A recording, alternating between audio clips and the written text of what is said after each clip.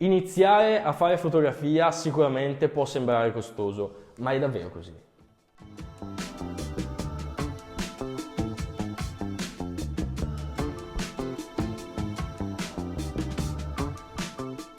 Quando ci si affaccia al mondo della fotografia si pensa sicuramente subito all'attrezzatura, ai costi e obiettivamente a primo impatto è tutto molto dispendioso a livello di tempo e soldi. Infatti imparare una cosa come la fotografia e finanziarsi una passione del genere è sicuramente a primo impatto molto costoso. Però se mi seguite da un po' di tempo sapete che io ho cominciato un pochino a studiacchiare, smacchinare con le macchine fotografiche da quando avevo 14 anni, quindi fidatevi, a 14 anni non avevo una lira e sicuramente i miei genitori non avevano 500 euro per finanziare magari un mio interesse nascente, dato che a quell'età magari ne hai 1000 ogni 5 giorni, quindi ero molto curioso, mi sono affacciato alla fotografia, però non avevo una macchina fotografica e poi non avevo alcun tipo di strumento per fare fotografia che non fosse magari il telefono o una compatta che avevo in casa.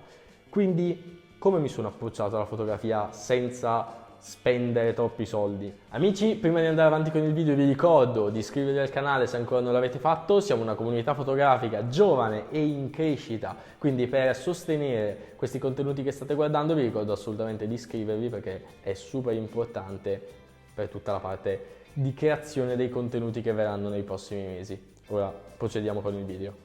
Di base, prima ancora di avere una macchina fotografica in mano, ho ringraziato internet perché a oggi su internet, se avete tempo, potete trovare corsi di formazione, corsi su YouTube, video lezioni, video corsi completamente gratuiti. Anche su questo canale c'è una playlist dedicata completamente al corso di fotografia. Se volete cominciare da zero vi potete guardare quei video lì perché tutte le basi tecniche, teoriche di base ovviamente, sono trovabili molto facilmente online. Certo, sicuramente poi per studiare quella tecnica avanzata che magari vi dovete comprare qualche libro, vi dovete comprare qualche corso, però parliamo già di cose avanzate. Per cominciare a esplorare il mondo della fotografia, già così si può provare a non spendere un euro. Poi io personalmente dopo mi sono approcciato sempre di più alla fotografia, ho deciso che era una cosa che mi piaceva e tra i vecchi soldi della comunione, le mance da parte e un regalo di Natale mezzo finanziato da me, sono riuscito a prendermi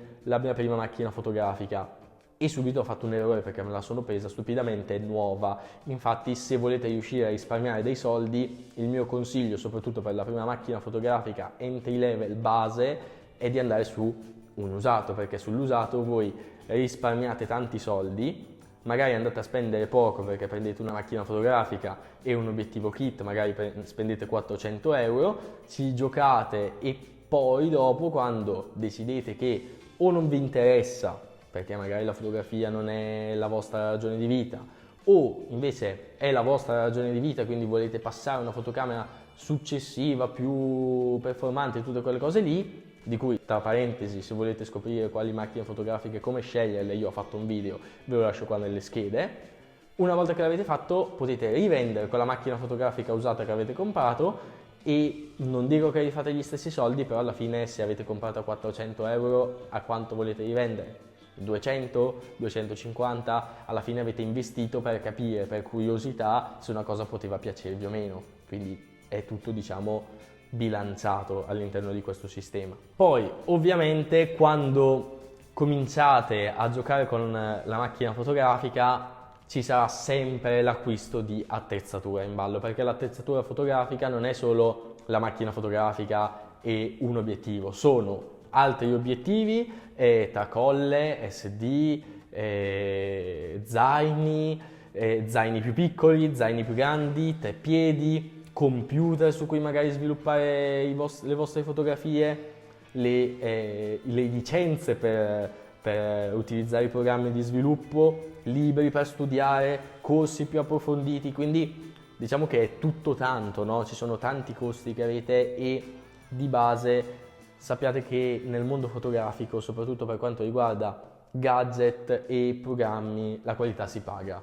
Se volete un bello zaino fotografico che sia resistente un pochino agli urti, impermeabile, di buona qualità, che vi duri 10 anni, magari dovete prenderne uno fatto molto bene e comunque molto costoso rispetto a un altro che magari vi costa sì di meno, però vi fa 1 anno e mezzo di utilizzo, perché poi dopo comincia a rovinarsi, le segnine non girano molto bene, vi rendete conto che non mantiene al sicuro la vostra attrezzatura principale. E poi c'è tutto il discorso legato alle lenti. Come sapete, ogni lente ha un proprio linguaggio fotografico o comunque di raccontare video, raccontare storie, e ci sarà la volta che vorrete il 24-70, poi dopo vorrete passare a un 70-200, poi le lenti fisse, quindi un 35, un 50, un 85. Il mio consiglio per tutto quello che riguarda l'attrezzatura fotografica, che siano gadget o che siano lenti o che siano qualsiasi cosa voi potete comprare, è di bilanciare soprattutto 2 fattori. La prima è: vi serve quella cosa lì? Cioè, mettiamo siete davanti alla scelta che volete comprarvi un teleobiettivo. Un teleobiettivo vi serve? No. Fate fotografia agli animali da lontano? No. Fate le serate in discoteca magari e un 70-200 non vi serve così tanto. O avete la passione per i viaggi, vi serve di più un 50 mm fisso, vi serve di più un 24-70 con cui variare? Fate le vostre considerazioni. E poi dall'altra parte, quanto utilizzate quella lente o quel gadget, cioè nel senso, vale la pena prendere il meglio del meglio degli zaini fotografici se fate un viaggio fotografico all'anno e poi portate in giro la vostra macchinetta fotografica all'interno di una borsa? A voi le considerazioni.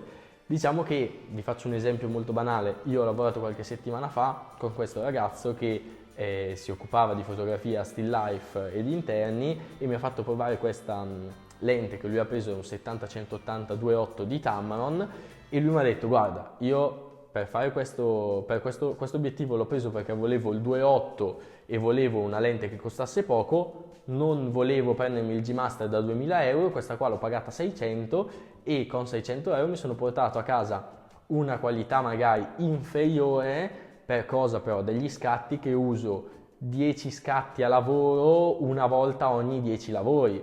E mi dice: se avessi preso un G-Master da 2000 euro avrei sprecato soldi e risorse che magari avrei potuto investire in qualche altra lente o in qualche altro gadget. Io vi ho parlato in uno degli ultimi video di gadget fotografici, potete prendere anche la tracolla super bellissima da 120 euro, ricamata a mano, stupenda, però allo stesso tempo se usate la tracolla fotografica per 2 volte all'anno e poi dopo uscite senza macchina in mano, anche lì dovete sviluppare un senso critico di quello che vi serve e della qualità di cui quello che voi comprate vi serve, cioè quanto è importante la qualità di una lente che utilizzate sempre e quanto è importante la qualità di una lente che utilizzate una volta ogni morte di papa. A voi la decisione di come, diciamo, spendere i vostri soldi. Poi sicuramente è un investimento che può essere per lavoro, per passione, quindi io vedo tantissimi fotografi amatori che hanno delle lenti e delle attrezzature super avanzate, cioè io qua ho la mia Sony A7 III, poi c'è una Sony A7 IV, c'è un 35 mm G Master, lì c'è una Sony A7S III con un 24 G Master che mi sta riprendendo, e quindi perché siamo qua in 2 a girare perché abbiamo le nostre attrezzature, le nostre cose, però allo stesso tempo mi rendo conto che una persona che magari lo fa per amatore a volte se ne esce con delle A9 III, con dei G-Master assurdi, perché ovviamente ognuno poi investe quello che può e quello che vuole all'interno di una sua passione. C'è gente che spende 1.000 euro a stagione invernale per andare a sciare e c'è chi invece si compra le macchine fotografiche. Se siete all'inizio e volete spendere poco, mi raccomando, sviluppate un senso critico, come vi dicevo prima, perché è veramente veramente importante per mantenere più soldi possibili all'interno del vostro portafogli e poi con il tempo magari investirli sempre nella vostra passione. Questi erano i miei consigli, vi ricordo di iscrivervi se ancora non l'avete fatto. Noi ci vediamo settimana prossima sempre qua in un prossimo video. Ciao a tutti!